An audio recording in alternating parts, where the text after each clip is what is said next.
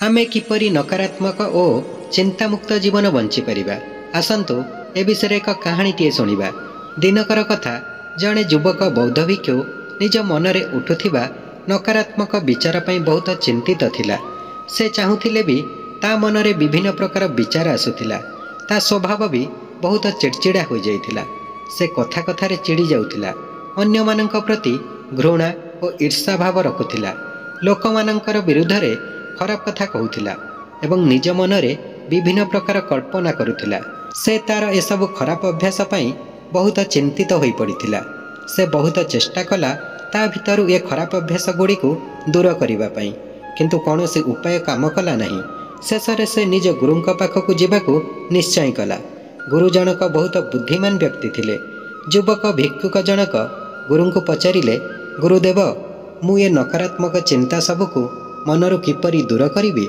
गुरु जनक उत्तर देले, नकारात्मक विचार बादल परि होइथाए, जहाँकि सफा आकाश को घोड़ाई दिए। जदि तू सफा आकाश देखिबाकु चाहूँ ताहेले ए बादल गुड़ी को हटेइबाकु पड़िबो।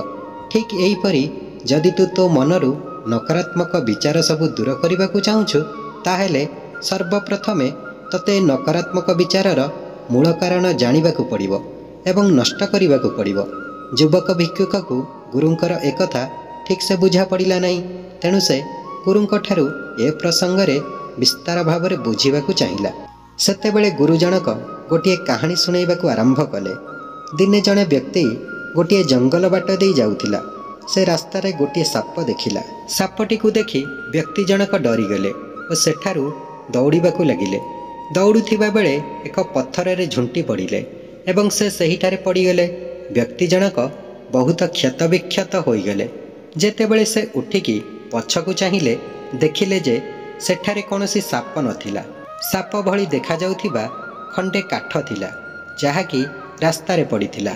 यह देखिकी व्यक्ति जनक अनुभव हैला कि ताकु क्षति पहुँचाइथिबा कारण से साप नुहे, ता मनरे बसिथिबा डर एवं नकारात्मक विचार थिला, जहा ताकु क्षत करिदेला।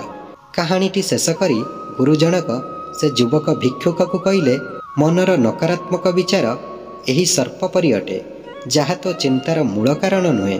तो चिंतार मूल कारण तो भितरे थिबा डर, हीन भावना एवं अतीतर खराब अनुभूति अटे।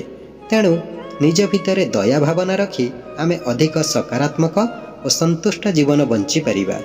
नमो बुद्धाय।